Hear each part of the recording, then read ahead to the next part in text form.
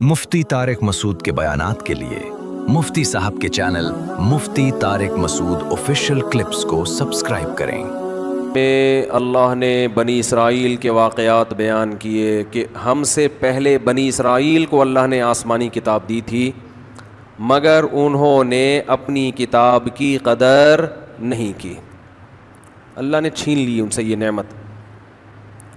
پھر اللہ نے ہم کو قرآن دیا،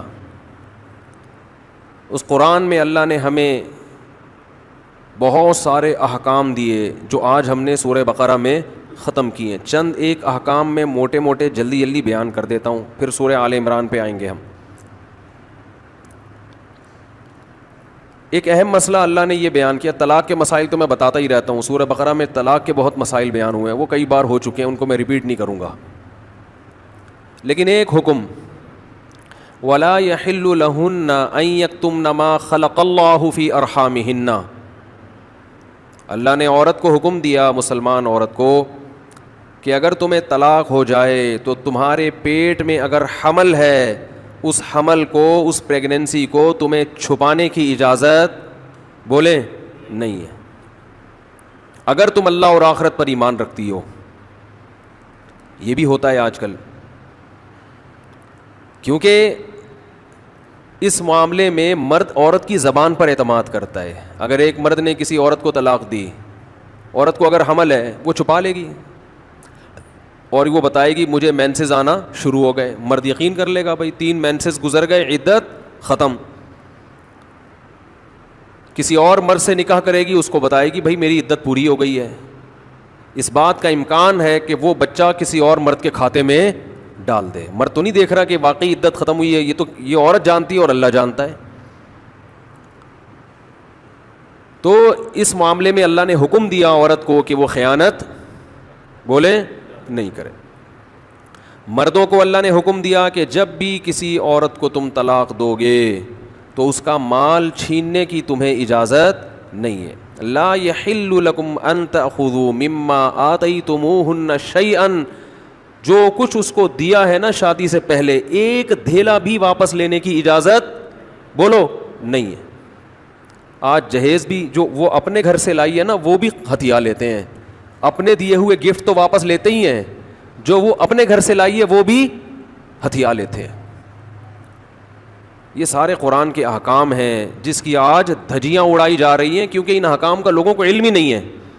لوگ محرم میں کربلا، ربیع الاول میں جو مخصوص بیانات ہوتے ہیں وہ، یعنی سیزن وائز چل رہے ہوتے ہیں ہم لوگ۔ جو پریکٹیکل لائف ہے ہماری، عملی زندگی ہے، جس کے لیے پیغمبر صلی اللہ علیہ وسلم کو بھیجا گیا، معاشرے کی اصلاح کے لیے، اللہ کے حقوق سکھانے کے لیے اور ایک دوسرے کے حقوق سکھانے کے لیے، اس پریکٹیکل لائف کی طرف ہماری توجہ نہیں ہے، ہم دوسری چیزوں میں زیادہ لگ گئے ہیں۔ بس وہ جوشیلی تقریریں، لوگوں کو رلانا دھلانا، یہ ایک کام رہ گیا ہے بہت سو کا، سب کا نہیں، اہل حق ہر دور میں رہیں گے۔ تو اللہ نے حکم دیا کہ ڈیورس کے بعد آپ کو عورت سے کچھ لینے کی اجازت بولو نہیں ہے۔ ہاں، خلا کی صورت میں مہر واپس لے سکتے ہو۔ خلا یہ ہوتا ہے کہ مطالبہ عورت کی طرف سے ہو طلاق کا، آپ تو نہیں دینا چاہتے، اچھی بھلی زندگی گزر رہی ہے، اسی کو دماغ خراب ہو رہا ہے اس کا، نہیں مجھے نہیں رہنا، تو پھر اس صورت میں مرد اگر ڈیورس دے تو وہ یہ شرط لگا سکتا ہے کہ میرا خرچہ واپس کرو، خام میں کیوں کرایا خرچہ۔ کچھ دن پہلے ایک واقعہ سامنے آیا، ایک آدمی کی شادی ہوئی، دلہن نے پہلی رات کو بولا کہ آپ مجھے پسند نہیں ہو، میں تو کہیں اور شادی کرنا چاہتی تھی، ابا نے آپ کے متھے باندھ دیا۔ حالانکہ 6 مہینے سے تیاریاں چل رہی ہیں اب کیا گزرے گی اس آدمی کے اوپر؟ تو خیر اس نے تو اٹھا کے پٹخنا ٹھکائی لگانا شروع کر دی، کمبخت ایک میسج کر دیتی کہ میں راضی نہیں ہوں، میرا خرچہ کرا دیا، پہلی رات کو بول رہی ہے کہ نہیں ٹھکائی لگانی چاہیے تھی، میں نہیں کہہ رہا، لیکن اس نے لگائی ٹھکائی، غلط کیا اس نے۔ تو ایسے موقع پہ بھائی ٹھیک ہے اپنا راستہ لو، میرا خرچہ واپس۔ اب کون رکھے گا ایسی صورت میں؟ چاہتی کہیں اور تھی بھائی تو چاہتی تھی بھی اگر کہیں اور، تو اب بتانے کی کیا ضرورت ہے؟ ہر بات بتائی تھوڑی جاتی ہے، اب بولو بھائی دل میں بولو چاہتی تو تھی لیکن چلو ہو گئی، اب اسی کو چاہنا شروع کر دیں گے آہستہ آہستہ، گدھا بھی اگر آپ پال لینا تھوڑے دنوں میں اس سے بھی محبت ہو جاتی ہے, تو پورا 2 ہاتھ 2 پاؤں کا انسان ہے, تھوڑے دنوں میں اچھا لگنے لگے گا. یہ سوچ کے صبر کر لو, پوری رپورٹیں پیش کر رہی ہیں اس کو پوری رپورٹ. تو ظلم وہاں سے ہو, مطالبہ وہاں سے ہو, تو پھر آپ واپسی کا, مہر کا واپس مطالبہ کر سکتے ہیں. بھائی جو مہر دیا واپس دو. یہ بھی اللہ نے ان آیتوں میں حکم بیان کیا. ایک حکم اللہ نے یہ بھی بیان کیا کہ اگر رخصتی سے پہلے طلاق ہو جائے تو پورا مہر نہیں دینا پڑتا, بلکہ آدھا مہر دینا پڑتا ہے. 1 لاکھ روپے مہر رکھا گیا تھا, آپ ابھی رخصتی ہوئی نہیں, آپ نے ڈیورس دے دی, تو پورا مہر نہیں ہے بلکہ آدھا مہر ہے. اس میں اللہ نے ترغیب دی ہے کہ مرد پورا دے دے تو اچھا ہے, اور عورت کو ترغیب دی ہے کہ آدھا بھی معاف کر دو تو اچھا ہے. ترغیب دونوں کو دی جا رہی ہے, چھوڑو بھائی, لیکن حکم بیان کیا جا رہا ہے کہ مرد کو آدھا دینا پڑے گا اگر وہ مطالبہ کرے. اور اللہ نے اہم حکم یہ بھی بیان کیا کہ جب عورت کو طلاق دو تو جہاں وہ طلاق کے بعد نکاح کرنا چاہتی ہے اس کے نکاح میں رکاوٹ مت بنو, کباب میں ہڈی بننے کی کوشش مت کرو. یہ بھی زمانے جاہلیت میں ہوتا تھا اور آج بھی ہوتا ہے. فلا تعضلوهن ان ينكحن ازواجهن, اگر تم نے چھوڑ دیا ہے اس کو, عرب اس کو غیرت کا مسئلہ بنا لیا کرتے تھے کہ ہم نے چھوڑا ہے تو اب ہم کہیں اور اس کی شادی نہیں کرنے دیں گے. ہمارا معاذ اللہ یوں کہتے تھے تھوکا ہوا مال, جیسے آج بھی لوگ کہتے ہیں ہم نہیں کہیں اس کو نکاح کرنے دیں گے. اس سے بھی قرآن نے کیا کیا, منع کیا. اور اس سے بھی منع کیا کہ اپنی مرضی سے زبردستی اس کا نکاح بھی مت کراؤ طلاق یافتہ کا. ینکحنا ازواجہن, اپنے سلیکٹڈ شوہر سے نکاح کرنا چاہتی ہے تو تم کباب میں ہڈی بولو نہیں بنو, یعنی اس کو یہ رائٹ ہے کہ وہ جہاں چاہے نکاح کرے. یہ بھی خرابی ہے آج کل بعض علاقوں میں, یہ خرابی ہے کہ بیوہ کو یا طلاق یافتہ کو نکاح تو کرنے دیتے ہیں, لیکن بعض علاقوں میں دستور ہے نکاح ہمارے ہی خاندان میں ہوگا, آپ ہمارے خاندان سے باہر نہیں جا سکتی. اس کو بھی قرآن نے کیا کیا, بولو ختم. نکاح بھی سے بھی نہیں روک سکتے, اور نکاح بھی وہاں ہوگا جہاں آپ نہیں بلکہ یہ چاہے گی. اس میں اللہ نے عمر کی کوئی قید نہیں لگائی. 40 سال کی بیوہ یا طلاق یافتہ ہو, 50 سال کی ہو, 55 سال کی ہو, یہ تمہارا ہیڈ ایک نہیں ہے. تمہیں زیادہ ٹینشن لینے کی ضرورت نہیں ہے. لوگ بڑی ٹینشن لے رہے ہوتے ہیں کہ تمہیں ضرورت کیا ہے, اب 4 بچے ہیں تمہارے, 5 بچے ہیں, اس عمر میں تمہیں شادی کرتے ہوئے شرم نہیں آتی. چھوڑو بھائی, کیا ضرورت ہے.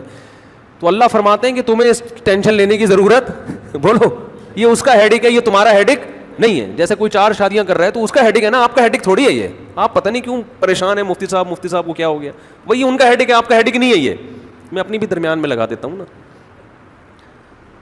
تو ہر ایک کے ہیڈک ہم نے پالے ہوئے ہیں. وہ یہ کیوں کر رہا ہے, وہ یہ کیوں کر رہا ہے, وہ کم عمر سے شادی کیوں کر رہا ہے, وہ بڑی عمر سے شادی کیوں کر رہی ہے, یہ ہوتے ہیں نا لوگوں کے مسائل.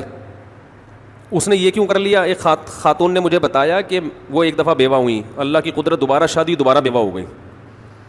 تیسری دفعہ جب ان کی شادی ہو رہی تھی لوگ مذاق اڑا رہے تھے, بس کرو یار 2 دفعہ بیوہ ہو گئی, اب آرام سے بیٹھو. اب وہ بیوہ تو کوئی بھی ہو سکتا ہے, جوانی میں بھی عورتیں بیوہ ہو جاتی ہیں. تو اب دیکھو لوگوں کو تکلیف ہو رہی ہے, بھائی یہ اس کا ہیڈک ہے. اچھا لوگ اس سے شادی کرتے ہوئے ڈر رہے تھے ان سے کہ میں بھی بیوہ, پھر میں نہ مر جاؤں. تو اس سے کوئی تعلق نہیں ہے. ہو سکتا ہے 2 دفعہ بیوہ ہونا تقدیر میں لکھا ہو, 3 دفعہ نہ ہو.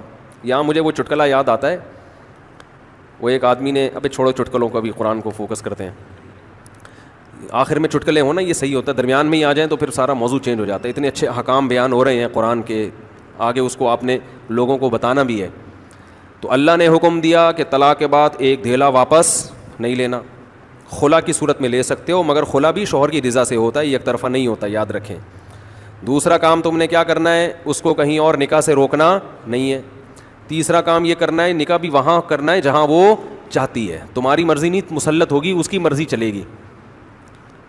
اور اگر پرانے شوہر سے نکاح کرنا چاہے اور 2 طلاقیں ہوئی ہوں تو وہاں بھی کر سکتی ہے, کیونکہ آیت کا ایک شان نزول بھی ہے. ایک صحابی نے اپنی بہن کا نکاح کسی صحابی سے کرایا, تھوڑے دنوں میں طلاق ہو گئی. طلاق ایک تھی, عدت ختم ہوئی, نکاح ختم. اب تھوڑے دنوں کے بعد دوبارہ ان دونوں کا دل چاہنے لگا کہ ہم آپس میں کمپرومائز کر لیں. ہوتا ہے وقتی طور پر اختلافات بہت زیادہ ہوتے آتے ہیں, جب دور رہتے ہیں تو آپس میں میلان ہونے لگتا ہے. لیکن وہ جو صحابی تھے نا جن کی بہن کو طلاق ہوئی تھی, انہوں نے کہا کہ اب میں اپنی بہن کا نکاح دوبارہ اس آدمی سے بولو نہیں کروں گا, اور کہا کہ یا رسول اللہ میں نے ان کی عزت کی, ان کو اپنی بہن نکاح میں دی, انہوں نے لڑائی جھگڑا کر کے طلاق دے کے میرے گھر میں بٹھا دیا اس کو, تو میں کیسے دوبارہ, ایک ذلت محسوس ہوتی ہے نا انسان کو.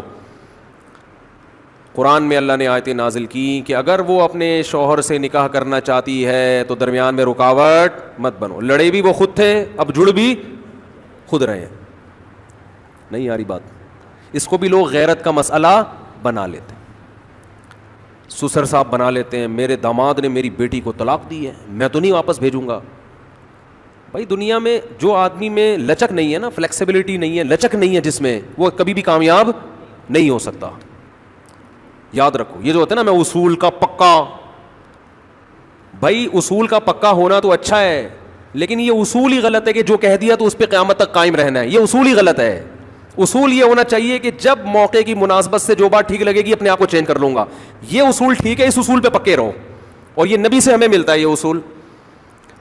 حدیث میں آتا ہے ایک صحابی نبی کے پاس آئے, مجھے صدقہ چاہیے, یہ چاہیے, وہ چاہیے. آپ نے فرمایا اللہ کی قسم تم پر خرچ نہیں کروں گا میں.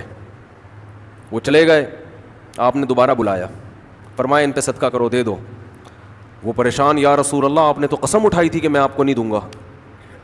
آپ نے فرمایا من رأى علی یمین فرأى غیرها خیرا منها فلیکفر عن یمینہ, کہ جو شخص کسی بات پہ قسم اٹھا لے, جائز بات ہو, کوئی اگر حرام پہ قسم اٹھائی وہ تو بچنا لازم ہے نا, کہ میں گناہ نہیں کروں گا, وہ تو ویسے ہی حرام ہے. جائز کام, صدقہ تو جائز ہے نا, بلکہ ثواب ہے. فرمایا کوئی کسی جائز کام پہ قسم اٹھائے, پھر بعد میں اس کو خیال ہو کہ مجھے قسم توڑ دینی چاہیے, اس کا مائنڈ کیا ہو گیا چینج, تو اسے چاہیے قسم توڑ دے اور کفارہ ادا کر دے, اس قسم پہ قائم بولو نہ رہے.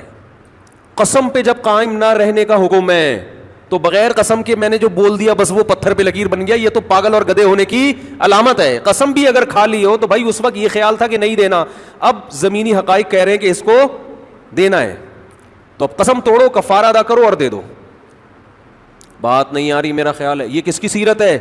نبی کی. نبی سے زیادہ کسی کی پکی زبان ہو سکتی ہے, لیکن ایسی لچک سکھائی ہے کامیاب بننے کے لیے کہ یہ نہیں کہ جو کہہ دیا تو وہ پتھر پہ لکیر. گراؤنڈ ریئلٹی کے لحاظ سے, ماحول کے چینج ہونے کے لحاظ سے آپ نے اپنا رویہ کیا کرنا ہے, چینج کرنا ہے.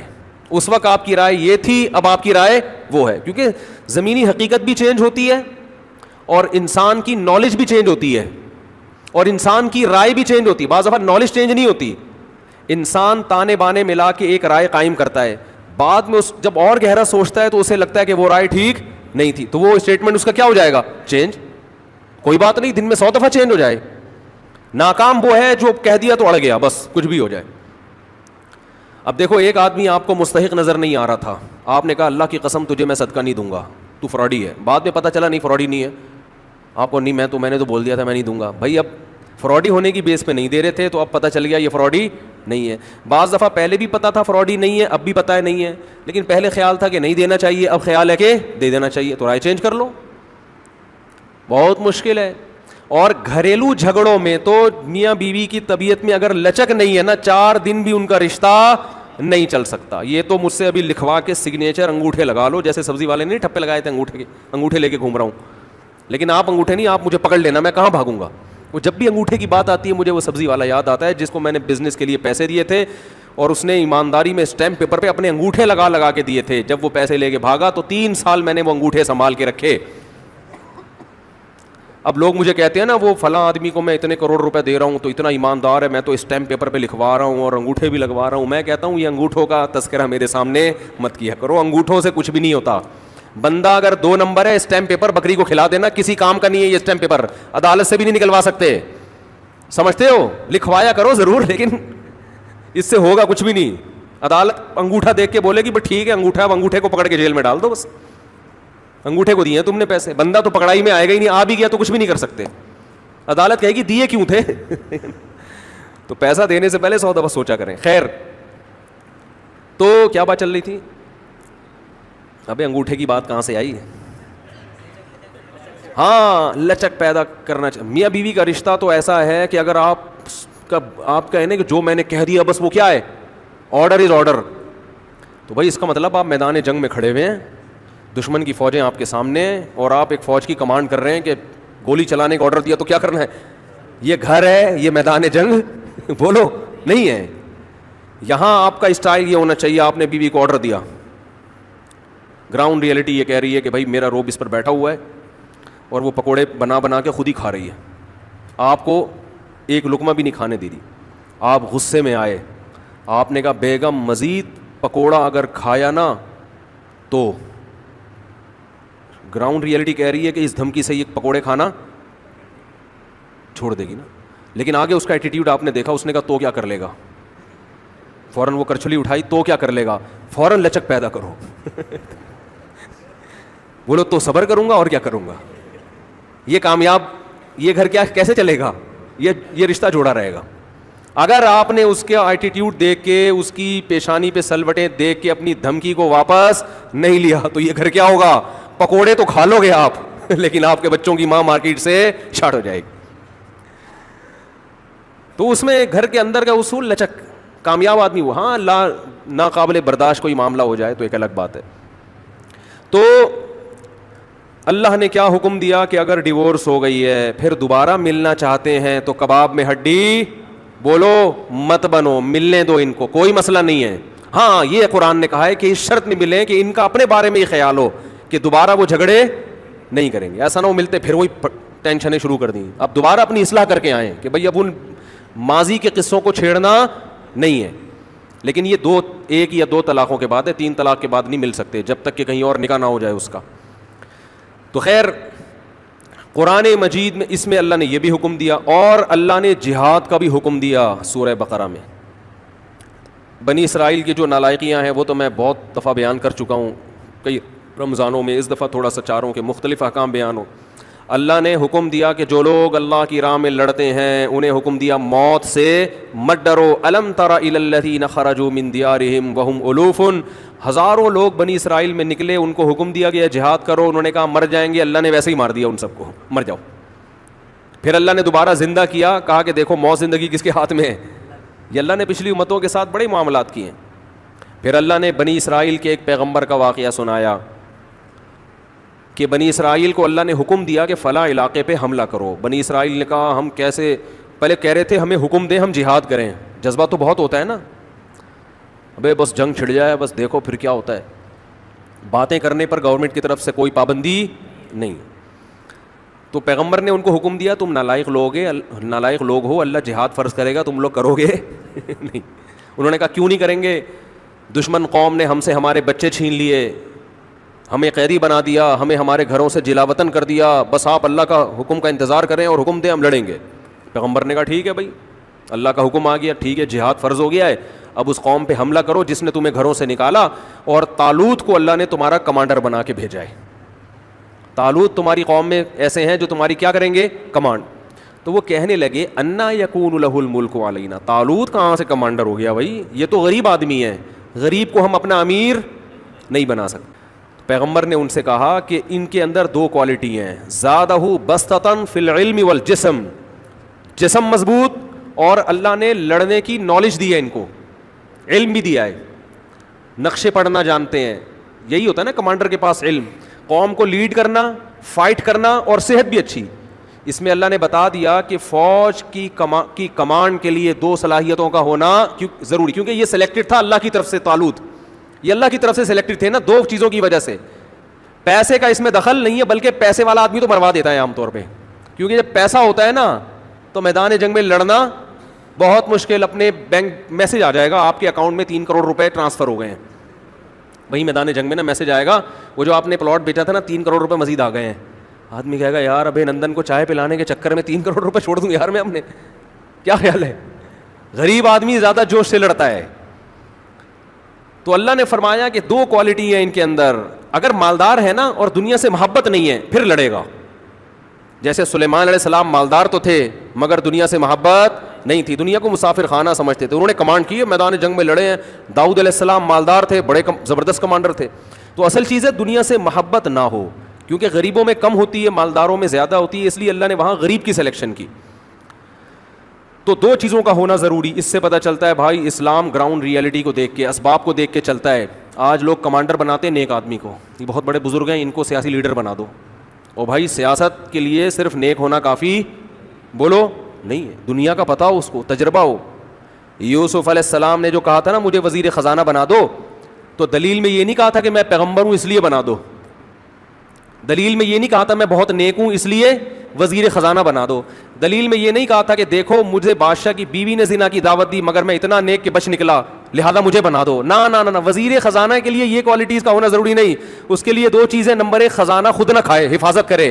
نمبر دو اکاؤنٹنگ کا علم جانتا ہو, اکنامکس کا علم جانتا ہو, کتنا خزانہ اسٹور کرنا ہے, کتنا ایکسپورٹ کرنا ہے اور کتنا قوم پہ خرچ کرنا ہے. اور خزانے کی جو ایکسپورٹ ہوگا نا مال, اس کی ویلیو کیا ہونی چاہیے کہ سب کو خزانہ بھی ملے, مال بھی ایکسپورٹ اور معیشت بھی مضبوط ہو. اس کے لیے اکنامکس کا علم چاہیے. اس لیے یوسف علیہ السلام نے فرمایا بادشاہ سے کہ مجھے وزیر خزانہ بنا دیں, میرے اندر دونوں کوالٹیز ہیں, حفیظ, خزانے کی حفاظت کروں گا, خیانت نہیں کروں گا. نمبر دو علیم, یہ علم بھی رکھتا ہوں خزانوں کی حفاظت کا اور اس کو تقسیم کرنے کا. اس بیس پہ وزیر خزانہ بنے.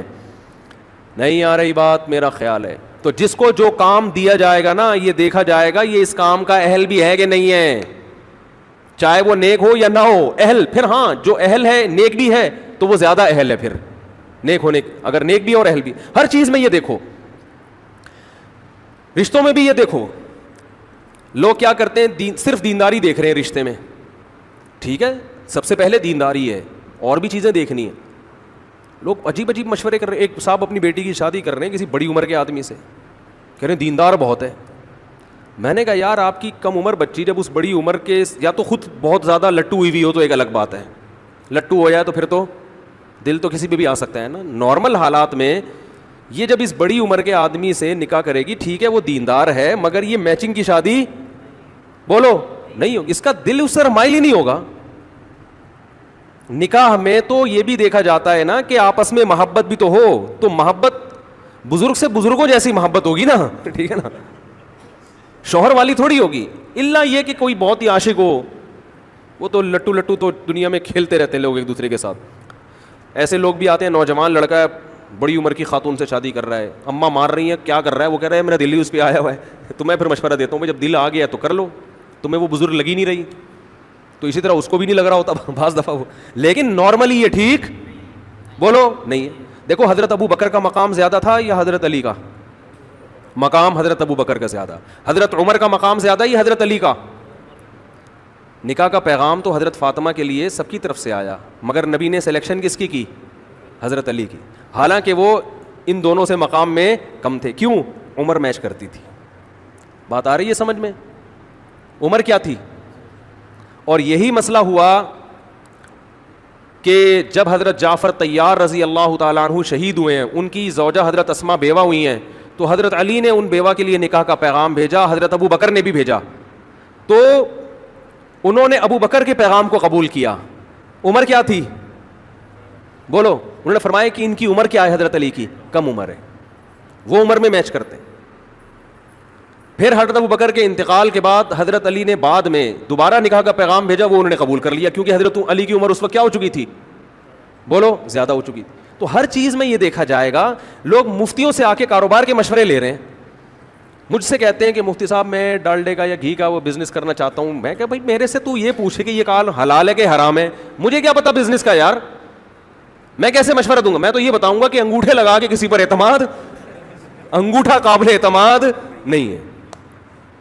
یہ میرا تجربہ ہے, اس لیے میں اپنے تجربہ شیئر کرتا ہوں. جس نے آپ کے پیسے صرف وہ ہیں جو آپ کی جیب میں رکھے ہوئے ہیں, جب دوسرے کی جیب میں پیسے چلے گئے تو انگوٹھا آپ کا ہو گیا, اس کا جو انگوٹھا تھا, پیسے کس کے ہو گئے؟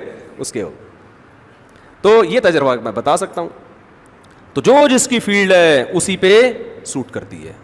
میں تو یہاں تک لوگوں سے کہتا ہوں انگلش اگر سیکھنی انگریزوں سے سیکھو, ٹھیک ہے, آپ کو یہاں انگریز نہیں ملیں گے, یہیں کے ٹیچروں سے سیکھو, لیکن جو ایکسنٹ ہے نا, جو لب و لہجہ ہے, وہ کہاں سے صحیح کرو بولو؟ گوروں سے. جو ماہر ٹیچر ہوتے ہیں نا وہ بھی گوروں کی جو آپس کی بات چیت ہے نا اس کو پک کرتے ہیں. ادھر سے سیکھو گے تو کسی اردو اسپیکنگ سے سیکھو گے تو اردو کا تڑکا لگا دے گا وہ, اس میں پنجاب والوں سے سیکھو گے تو پنجابی کا تڑکا لگا دے گا. وہ 50-50 آیا کرتا تھا, بشیرہ ان ٹربل, سن دیکھا ہے وہ, یوٹیوب پہ سرچ کریں دیکھ لیں. آپ کہیں گے رمضان میں کیسی چیزیں مفتی صاحب ہم کو دکھا رہے ہیں, اس سے یہ میری بات آپ کو سمجھ میں آئے گی. اس میں 50-50 میں یہ 55 کی چیزیں ہیں نا, اس میں یہ دکھایا تھا کہ پنجابی لوگ انگلش فلم بنا رہے ہیں, اس فلم کا نام رکھا ہے بشیرہ ان ٹربل. ٹھیک, اور پھر جو انگلش وہ بولے ہیں, وہ would you like to tell me that what is the reason why do you want to kill me, یہ چل رہا ہے. مجھے پورے الفاظ یاد نہیں ہے اس کے. تو اگر آپ یہاں سے انگلش سیکھیں گے تو پھر آپ کی انگلش اینڈ پورے قلقلے ہو رہے ہوں گے, and what do you want to do, ٹھیک ہے نا. تو چلو نہ ہونے سے یہ بھی بہتر ہے, ہمیں تو اتنی بھی نہیں آتی. لیکن دنیا کا ایک اصول ہے, تو یہاں بھی کیسا قرآن نے بتایا کہ طالوت کو جو کمانڈر بنایا گیا, اللہ نے ایک فرمایا کہ 2 وجہ سے بنا رہا ہوں. ایک, صحت کیا ہے, اچھی ہے, اچھی صحت لڑنے کے لیے ضروری ہے, تبھی فوج میں ایکسرسائزز کروائی جاتی ہیں, ورزشیں کروائی جاتی ہیں, صحت کا بڑا خیال کیا جاتا ہے. شوگر کے مریض کو فوج سے فوراً کیا کیا جاتا ہے, برطرف. اب کوئی شوگر کا مریض ہو, بولے یار کوئی فوجی ہو نا لڑنے والا, یا کوئی بیماری ہو اس کو بڑی, وہ کینسر ہو گیا, یار مجھے آپ نکال رہے ہو, یار یہ تو غلط ہے نا, دیکھو میں نے کیا کیا ہے. بھائی اللہ کا ایک اصول ہے, اللہ کا ایک قانون ہے کہ لڑنے کے لیے کون لوگ چاہیے, صحت مند لوگ چاہیے. جو ان بیماری, مجھے نہیں پتا شوگر والے کو نکالتے ہیں کہ نہیں نکالتے, بعض دفعہ میں بات کہہ دیتا ہوں پھر فون آ جاتا ہے بھائی کوئی نہیں نکالتے. میں نے سنا ہے کہ شوگر کے مریض کو فوجیوں میں کم از کم چھوڑتے نہیں ہیں, شاید آفیسر میں ہوتے ہیں, واللہ عالم. تو اب بنی اسرائیل کو اللہ نے کمانڈر دے دیا طالوت. بنی اسرائیل نے کہا یہ غریب آدمی ہے, بھائی تم نے غربت کا کیا کرنا ہے, اس سے تم نے کوئی ہدیے لے کے تھوڑی کھانے ہیں, بس ایک دماغ, تمہیں اس کی غربت کا کیا کرنا ہے, جو تمہارے کام کی چیزیں وہ اس میں موجود ہیں. خیر طالوت جو ہے نا لشکر لے کے چلے. جب لشکر لے کے چلے ہیں تو طالوت نے کہا کہ بڑی قوم سے لڑائی ہے تو اللہ پہلے آزمائے گا, ہمیں پیاس لگے گی, اللہ نے حکم یہ دیا ہے کہ کسی نے دریا سے پانی نہیں پینا, پیاس کو برداشت کرنا ہے, 1 چلو پینے کی اجازت ہے, اس سے زیادہ نہیں. یہ آزمائش ہے, جو اس آزمائش میں پورا اترے گا تو اس کے ساتھ اللہ کی مدد. قرآن کہہ رہے ہیں زیادہ تر نے پی لیا, آزمائش میں پورے نہیں اترے. اب جب میدان میں کھڑے ہوئے ہیں تو حضرت داؤد علیہ السلام جو تھے نا, وہ پیغمبر ابھی بنے نہیں تھے, وہ بنی اسرائیل کے ایک فرد تھے حضرت داؤد, وہ طالوت کی کمانڈ میں ایک سپاہی بن کے لڑ رہے تھے. بنی اسرائیل کے بعد میں پیغمبر, اللہ نے اسی جنگ کی وجہ سے ان کو پیغمبر بنا دیا. اب کیا ہے کہ سامنے مقابلہ جو تھا نا, ان کے کمانڈر کا نام تھا جالوت, وہ بڑا پہلوان, بڑا بہادر, اس سے لڑنا آسان نہیں تھا. اب جب میدان گرم ہوا ہے نا, دونوں فوجیں آمنے سامنے کھڑی ہوئی ہیں, تو یہ بنی اسرائیل میں بہت سے بولنے لگے لا طاقت لنا اليوم بجالوت وجنودی, ہم میں تو لڑنے کی طاقت نہیں ہے. کم بخت اتنا لمبا چوڑا کمانڈر اور پیچھے اتنی ٹھاٹھیں مارتا ہوا سمندر, آج تو مریں گے بھائی, ہمیں ہمت نہیں ہے. اس گناہ کی وجہ سے ان کے حوصلے کیا ہو گئے, پست. اس لیے علماء کہتے ہیں کہ مجاہدین کو, جو ہمارے فوجی ہیں, ان لوگوں کو اس کا بڑا خیال کرنا چاہیے کہ آپ اگر چاہتے ہیں نا قوم میں لڑنے کا جذبہ ہو تو پرہیزگار بنیں گے, تقویٰ پیدا ہوگا تو موٹیویشن ملے گی. اگر تقویٰ پیدا نہیں ہوا تو دشمن کمزور ہوگا تو لڑیں گے, طاقتور ہوگا تو نہیں لڑیں گے. یہی وجہ ہے دنیا کی ہر فوج میں اب آج بھی مذہب ہے. ہم جب پاکستان نیوی نے ہمیں بلایا نا, علماء کی دعوت کی تھی, تو بہت بڑے آفیسر تھے, انہوں نے بتایا کہ جتنے بھی دنیا میں آرمی ہے نا, جیسے امریکن آرمی ہے, تو اس میں پادری بھی ہوتے ہیں. اس میں کون ہوتے ہیں, پادری. وہ ان کو موٹیویٹ کرتے ہیں, بائبل پڑھ پڑھ کے ان کو سناتے ہیں کہ بھائی دیکھو اللہ کے لیے لڑو گے یہ ثواب ملے گا. تو کہہ رہے ہیں ہمیں خیال ہوا کہ جو ایک باطل مذہب ہے بھائی, اور ان کی تحریف شدہ کتاب, میں پورے ان آفیسر کے الفاظ نقل نہیں کر رہا, جو ان کے الفاظ ہیں اپنے الفاظ میں ان کا مفہوم بیان کر رہا ہوں میں, کہ ہمارے پاس تو ایک سچا مذہب ہے اسلام, تو ہم مذہب سے کیوں دور رہے ہیں بھائی, ہم کیوں مذہب سے دور رہے ہیں. تو مذہب جو ہے نا ہماری فوج کی سب سے بڑی ضرورت ہے, اور ہمارا لبرل طبقہ اور لبرل آفیسرز جو فوج ہے نا, فورسز, ان سے مذہب کو کیا کر رہے ہیں, بولو, دور کر رہے ہیں. ان کو یہ نہیں پتا کہ اگر آپ نے فوج سے مذہب کو نکال دیا تو اس فوج میں طاقت کی بیس پہ تو لڑنے کی طاقت ہوگی, لیکن جہاں دشمن طاقتور ہوا یہ لڑنے کے قابل نہیں رہے گی. کیونکہ انسان لڑتا یا تو طاقت کی بیس پر ہے یا کس کے خوف سے, اللہ کے خوف اور شہادت کے جذبے سے. اگر آپ پاور, جیسے امریکن لڑتے ہیں, وہ پاور سپر پاور ہے بھائی, اس بیس پہ لڑ رہا ہے, اور مقابلے میں افغانی لڑ رہے ہیں, ان کے پاس پاور ہے, لیکن 20 سال ہو گئے امریکن اور افغانیوں کی لڑائی کا نتیجہ کچھ بھی نہیں نکل رہا. وہ ایک طرف دنیا کی سپر پاور, دوسری طرف دنیا کا غریب ترین ملک, اور لڑائی کے نتیجے میں رزلٹ کیا ہے, زیرو. 20 سال ہو گئے نا 2000 سے لے کر 2021. اب قطر میں مذاکرات ہو رہے ہیں, وہ آپ کو نظر آئیں گے ٹی وی میں, بڑے بڑے پگڑی پہن کے پٹھان بیٹھے ہوئے ہوں گے امریکن کمانڈر کے ساتھ. کچھ دن پہلے کوئی خبر نشر ہوئی یوٹیوب پہ, وہ کوئی امریکن کمانڈر سے کسی نے کہا کہ بھائی, یہ افغانی نے کہا کہ بھائی تم ہمارے ملک سے جاؤ. انہوں نے کہا بھائی تھوڑا آرام سے بات کریں. امریکن نے کہا تمہارے لیے میرے لیے نہیں, وہ زیادہ نہیں. وہ کہتے ٹھیک ہے اتنی ہم بدتمیزی نہیں کریں گے, لیکن اب ہم آپ سے جو بات کر رہے ہیں نا آنکھوں میں آنکھیں ڈال کے, ہم اپنے آپ کو آپ کے لیول کا سمجھتے ہیں, آپ سے کم نہیں سمجھتے. تو یہاں کیا ہے؟ مذہب ہے بھائی. They fight to die. میں نے کہ امریکن فوجی کا انٹرویو خود سنا ہے کہ یہ ایسے لڑتے ہیں کہ جیسے موت کے لیے لڑ رہے ہوں. یہ میں نے خود یوٹیوب پہ سنا ہے. تو یہی اگر امریکن آرمی میں جذبہ مذہب کا ہوتا, شہادت کے جذبے سے لڑ رہے ہوتے, اللہ کی رضا کے لیے لڑ رہے ہوتے, تو پھر کب تک افغانستان فتح ہو چکا ہوتا, پہلے سال میں ہی فتح ہو چکا ہوتا. تو ہماری فورسز میں مذہب کا ہونا انتہائی ضروری ہے. تو قرآن کہتا ہے کہ جنہوں نے اللہ کی نافرمانی کی نا, پانی پی لیا. اب دیکھو رمضان میں روزے رکھنا یہ فوجیوں پر بھی واجب ہے, سب پہ واجب ہے یہ. تو جنہوں نے کھا لیا نا, پی لیا, ان میں لڑنے کی طاقت بولو ختم. وہ کہنے لگے ہم میں تو طاقت ہی نہیں. جنہوں نے پانی نہیں پیا تھا وہ بہت تھوڑے تھے, انہوں نے ان کو موٹیویٹ کیا. کم من فیۃ قلیلۃ غلبت فیۃ کثیرۃ باذن اللہ. دیکھو تاریخ میں بہت دفعہ ایسا ہوا ہے کہ تھوڑی سی جماعتوں کو اللہ نے بڑے بڑے لشکروں پر غالب کیا ہے. اور واللہ مع الصابرین, اللہ صبر کرنے والوں کے ساتھ ہے. وہ تو بھاگ گئے پتلی گلی سے, اس سے اور حوصلے ٹوٹتے ہیں جو تھوڑے سے رہ گئے تھے. لیکن انہوں نے کہا ہم پیغمبر کے حکم پہ آئے ہیں, پیغمبر غلط بات کا حکم نہیں دے سکتے. بعض دفعہ یہ ہوتا ہے کہ خام خامے کمزوروں کو طاقتور سے لڑوا دیا جاتا ہے, یہ کمانڈر کی غلطی ہوتی ہے نا کہ بھائی تو نے کیا کیا میں بھائی. یہاں تو اس غلطی کا امکان بھی نہیں تھا, لیکن جب بھی کمانڈر حکم دے اس کا حکم ماننا واجب ہے. جب ہو گیا تو اب لڑنا ہے. علماء کہتے ہیں جہاد فرض کفایہ ہے, لیکن جب میدان میں اتر گئے تو فرض عین ہو جاتا ہے. اب پیچھے بھاگنے کی آپ کو اجازت نہیں ہے. تو وہ جو تھوڑے سے لوگ رہ گئے تھے نا, اتنا بڑا لشکر, اتنے طاقتور, تو ان تھوڑوں نے لڑائی سے پہلے اللہ سے دعا مانگی, ربنا افرغ علینا صبرا. مجھے اس دعا میں بڑا مزہ آتا ہے مانگنے میں, ایسا مزہ آتا ہے, کیا منظر ہوگا وہاں, کیا دعا مانگی ہوگی. اے ہمارے رب افرغ علینا صبرا, ہمارے اوپر صبر کو انڈیل دے. یہ نہیں کہا کہ اللہ ہمیں صبر کی توفیق دے, نا نا نا نا نا, صبر کی توفیق سے کام نہیں چلے گا.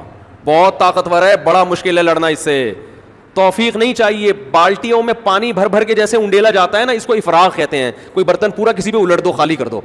اے اللہ صبر بالٹیوں میں بھر بھر کے لا اور ہمارے سر پہ بار بار انڈیل. اتنا صبر چاہیے ہم کو, اس کے بغیر ہم لڑ نہیں سکتے. اور ہمارے قدم پیچھے ہٹیں گے اس لڑائی میں. وثبت اقدامنا, ہمارے قدموں کو گاڑ دے زمین میں کہ پیچھے نہ مڑ سکیں, ہم بھاگے نہیں. کیا خوبصورت دعا ہے یار, یہ قرآن کی بلاغت ہے. افرغ علینا صبرا, اے اللہ صبر کو ہمارے اوپر کیا کر دے, انڈیل, پھینک ہمارے اوپر صبر آسمان سے. وثبت اقدامنا, اور ہمارے قدموں کو جما دے. وانصرنا علی القوم الکافرین, اور ان کافروں کے خلاف ہماری مدد کر. کیا قرآن کے الفاظ ہیں. فہزموہم باذن اللہ, فا کہتے ہیں فوراً, تعقیب مع الوصل. یہ دعا مانگی اور میدان میں کودے. قرآن کہہ رہے فہزموہم, یہ نہیں کہا غلبوہم, دشمن پہ غالب آ گئے, نا نا نا نا نا. ایسے خاندانی لوگوں تھے اور ایسی پیاری دعا مانگی اور ایسا صبر دکھایا ان لوگوں نے کہ دشمن کو ذلیل کر دیا انہوں نے. ہزیمت کسے کہتے ہیں, ذلت, رسوائی, شکست. دشمن کو ذلیل کر دیا. وقتل داؤد جالوت, اور داؤد جو تھے اس فوج میں اتنی بہادری سے لڑے. ایسے موقع پہ لڑنا بڑا مشکل ہے, چہ جائے کہ انسان بہادری سے لڑے. داؤد ایسی بہادری سے لڑے کہ جا کے نا جالوت کو جا کے قتل کیا انہوں نے. واڑے واہ, یہ کیسا اسلام ہے یار, آپ کو کیا سکھا رہے ہیں بھائی. پیغمبر کے ہاتھ سے کون قتل ہو رہا ہے. تبھی تو ہندوؤں کو یہ باتیں ہضم, تبھی تو کہتے ہیں قرآن سے جہاد کی آیتیں نکالو. یہ اس قوم سے لڑ رہے تھے جس قوم نے ظلم کر کے ان کو گھروں سے بولو نکالا تھا. اگر مسلمان کی فائر پن ہی نکال دو گے میرے بھائی, پھر تو کوئی بھی ہمیں کچا کھا کے کسی بھی ٹائم ختم کر دے گا.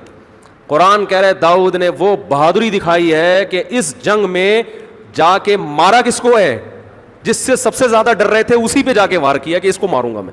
تو لڑائی میں کامیاب ہوئے. یہ جو داؤد لڑائی میں کامیاب ہوئے صرف تقوی کی بیس پہ نہیں, پہلے سے ٹریننگ تھی, تربیت تھی, ایکسرسائز تھی, ورزش تھی, تیر اندازی تھی, ساری چیزیں ہوتی ہیں, پھر میدان میں اتر کے انسان ایسے کارنامے کرتا ہے. اس میں تہجد بھی شامل تھی, اس میں دن کے روزے بھی تھے, اس میں اللہ کے سامنے رونا بھی تھا, اور اس میں اللہ کی عبادت اور شہادت کا جذبہ, اور سب سے بڑی بات ان سب کے ساتھ صحت بھی, ایکسرسائز بھی, ٹریننگ بھی. صرف تہجد, نماز, روزے سے انسان میدان میں لڑنے کے قابل بولو نہیں ہوتا. اس سے پتہ چلتا ہے ہمارے مذہب میں ورزش کی اور اپنی باڈی کو مینٹین رکھنے کی اور اپنے اندر یہ جو فنون ہے نا, یہ سیکھنے کی کتنی اہمیت ہے. حضرت داؤد علیہ السلام کب سے سیکھ رہے ہوں گے وہ. آج دونوں چیزوں کے ایک دوسرے سے کیا کر دیا ہے. کوئی مفتی جم میں جائے نا اگر اور ڈنڈ پیل رہا ہو, ٹھیک ہے, لوگوں کے بہت سے پازیٹیو کمنٹس بھی آتے ہیں, لیکن بہت سے لوگوں کو یہ منظر بالکل بھی اچھا نہیں لگتا. یار ان کو تو رونے دھونے والا ہونا چاہیے, ان کو تو میں کہتا ہوں یہ کیا مذہب کا تصور پیش کر دیا یار. ادھر اللہ کہہ رہے ہیں داؤد نے کیا کام کیا ہے, ایسی ٹریننگ تھی ان کی, ایسا نشانہ تھا, اور مارشل آرٹ آج سیکھتے ہیں نا لوگ, بھائی یہ تو ہمارے مذہب کا حصہ ہے بھائی. آپ کیا سمجھ رہے ہو کہ صرف جا کے جالوت کے سامنے کھڑے ہو گئے ہوں گے اور بولا وہ ہینڈز اپ کر کے نا, اور پھر یوں کر کے ارطغرل کی طرح گردن اڑا دی ہوگی یوں کر کے. ارطغرل نے بھی بڑے کام کیے ہیں بھائی, وہ بھی تو سیکھا ہوا تھا, تبھی تو کمانڈر بنا تھا. کتنی دیر تلواریں چلی ہوں گی آپس میں, کتنی دیر پسینے بہے ہوں گے, کتنی دیر ایک دوسرے کو پٹخا ہوگا. اس کے بعد جا کے داؤد علیہ السلام نے جالوت پہ غلبہ حاصل کیا, اس کو قتل کیا. اور اللہ کہتے ہیں داؤد کا یہ کام مجھے اتنا پسند آیا. اس سے بھائی ہمارے فوجیوں کو چاہیے کہ ورزش کرتے ہوئے نیت کیا کریں, اللہ کو راضی کرنا. ایکسرسائز کرتے ہوئے کیا نیت کریں, اللہ کو راضی. پھر میدان میں جب بہادری کے جوہر دکھاؤ گے تو آسمان پہ جو رب ہے اس کو آپ پہ رحم آئے گا, وہ آپ کو نوازے گا. اللہ نے داؤد علیہ السلام کو اس بیس پہ نبوت دے دی, نبی بنا دیا. کیا بنی اسرائیل کے نبی کون ہیں, یہ ہیں, اور ایسے خاندانی نبی بنایا. قرآن کہہ رہا ہے وَقَتَلَ دَاوُودُ جالوت, داؤد نے جالوت کو قتل کیا. وَآتَاهُ اللَّهُ الْمُلْكَ, سب سے پہلا اللہ نے انعام یہ دیا کہ آج سے بادشاہت کس کے ہاتھ میں, داؤد کے. بنی اسرائیل کے بادشاہ کون بنیں گے اب, داؤد علیہ السلام. یہ بادشاہت بھی نعمت ہے اللہ کی, کمانڈر بنا دیا, رینک بڑھ گیا ان کا. بعض لوگ تواضع سے مرے جا رہے ہیں. ایک صاحب کو میں نے کہا آپ ترقی کیوں نہیں کرتے, فوج میں ہیں وہ, کہہ رہے میں چاہتا ہی نہیں آفیسر بنوں, کیا کرنا ہے یار بنا کے, ٹھیک ہے نا چھوڑو بس, دنیا مسافر خانہ ہے. وہ بھائی مسافر خانہ ہے تبھی تو کچھ کر کے جاؤ نا, تو ورنہ اللہ تو نکال دے گا, چل بھائی جا تو کچھ کر کے جاؤ. یہی سیاست اگر پیٹ بھرنے کے لیے ہے تو اللہ کو پسند نہیں ہے, یہی قوم کی خدمت کے لیے ہے تو اللہ کو بہت پسند ہے یہ. تو اللہ فرماتے ہیں آتاہ اللہ الملک والحکمت, اللہ نے داؤد کو حکمت بھی دی, بصیرت, قوت فیصلہ, یہ سب چیزوں کا حکمت ان سب چیزوں کو کہتے ہیں. وعلمہ مما یشاء, یہاں حکمت کا معنی نبوت بھی ہے, نبوت عطا کر دی. علمہ مما یشاء, اور اللہ نے آپ کو جو چاہا سکھا دیا, اور یہ تمام دنیاوی علوم اللہ نے آپ کو سکھا دیے کہ اب آپ حکومت کریں گے اور بہت کچھ اللہ آپ کو سکھائے گا. وہ کیا, سب سے زیادہ قرآن بیان کرتا ہے کہ داؤد علیہ السلام کو عبادت کا بہت شوق تھا, تو اللہ کہتے ہیں آپ کی عبادت ایسی ہوگی یا جبال اوبی معہ الطیر, اے پہاڑوں جب داؤد اللہ کی تسبیح کرے تو تم بھی داؤد کے ساتھ اللہ کی حمد و ثنا بیان کرو. ایک اللہ نے آپ کو یہ علم دی, کیونکہ عبادت گزار بہت تھے, تو جیسے ہی اللہ کا نام لیتے نا لا الہ الا اللہ, پہاڑوں سے بھی لا الہ الا اللہ کی آوازیں آنا شروع. آواز اتنی خوبصورت, کیونکہ اب اللہ نے کمانڈر بنایا, تو کمانڈر قوم کو موٹیویٹ کرتا ہے کہ نہیں کرتا, تو اللہ نے کہا کہ جو موٹیویشن ہے نا, جو بھی وائز ہوتے ہیں ان کی آواز اگر اچھی ہو اور بلاغت ہو, بولنا جانتے ہوں, تو وہ وائز بڑا کامیاب ہوتا ہے. بعض دفعہ جو تقریر کرنے والے لوگ ہیں ان کو بولنا تو بہت اچھا آتا ہے, اپنا میسج ڈیلیور کرنا بہت اچھا آتا ہے, آواز اچھی نہیں ہوتی, ان کو سننے میں بھی مزہ نہیں آتا. بعض دفعہ آواز بڑی خوبصورت ہوتی ہے لیکن الفاظ کی جو سلیکشن ہے وہ اچھی نہیں ہوتی, اس کو کہتے ہیں بلاغت نہیں ہے. تو اللہ کہتے ہیں ہم نے داؤد علیہ السلام کو فصل الخطاب, جب تقریر کرتے نا ایسی کلیریفیکیشن کرتے کہ دودھ کا دودھ اور پانی کا پانی کر دیتے, حق کو باطل سے ایسے جدا کر دیتے. کیا نعرے لگتے ہوں گے ان کی تقریر میں بھائی, اور آواز اتنی خوبصورت. وَالطَّيْرَ مَحْشُورَةً, کہ جب تلاوت کرتے تھے زبور کی, پرندے آواز سن کے آپ کے گرد جمع ہو جایا کرتے. یہ تو اللہ نے آپ کو تقریر کی صلاحیت, آواز کی خوبصورتی, اور اللہ نے آپ کو جو عبادت دی, اور اصل تو جالوت کو قتل کرنے کی وجہ سے کمانڈر بنے, تو اللہ نے کہا کہ آپ اب لوہے کی زرہیں بنائیں گے اور لوہا میں آپ کے ہاتھ میں کیا کر دوں گا, نرم. قدر فی السرد, یہ جو جنگی لباس ہے نا لوہے کی زرہ, اس کے بانی حضرت داؤد علیہ السلام ہے, کیونکہ تلوار کے زخم بہرحال لگتے تھے. داؤد علیہ السلام نے لوہے کو پگھلا کے نا اس کی زرہیں بنانا, یہ ٹیکنالوجی دیکھو, پیغمبر کو اللہ سکھا رہے ہیں لوہے کی زرہیں بنانا, جنگی ٹوپیاں بنانا بنا, اور وہ اللہ نے آسان کر دی, معجزہ دیا آپ کے ہاتھ میں. وہ ایسے جہاں جس طرح سے لوہے کو حکم دیتے نا وہ ڈھل جاتا. پھر اللہ نے داؤد علیہ السلام سے کہا کہ اے داؤد اعملوا آل داؤد شکرا, اے داؤد میں نے تجھ پر اتنے انعامات کیے, تجھے کمانڈر بنا دیا, تجھے ایک بیٹا دیا سلیمان جو تیرے بعد جانشین ہوگا, ولی عہد ہوگا, اور اس کو اس سے بھی زیادہ معجزے دوں گا. اتنے میں نے تجھ پر احسان کیے ہیں. اعملوا آل داؤد شکرا, اے داؤد اور اے داؤد کے خاندان والو شکر ادا کرنا. قلیل من عبادی الشکور, شکر گزار بندے میرے بہت تھوڑے ہوتے ہیں. نعمتیں بہت سو کو ملتی ہیں لیکن نعمتیں حاصل کر کے اترانے والوں کی تعداد زیادہ ہے, شکر کرنے والے مارکیٹ میں شارٹ ہیں. لیکن داؤد علیہ السلام کو تو قرآن نے گواہی دی کہ وہ شکر گزار بنے. تو اس میں اللہ نے بتا دیا کہ میں بہت سو کو بڑی بڑی نعمتیں دیتا ہوں لیکن وہ نعمتیں ملنے کے بعد اپنی اوقات بھول جاتے. تو یہ بڑا دلچسپ واقعہ اللہ نے بیان کیا ہے کہ اسی بیس پہ داؤد علیہ السلام کو حکومت ملی ہے. وقت بہت زیادہ ہو گیا ہے, پورے رمضان ہم آپ کے ساتھ ہیں, بھاگ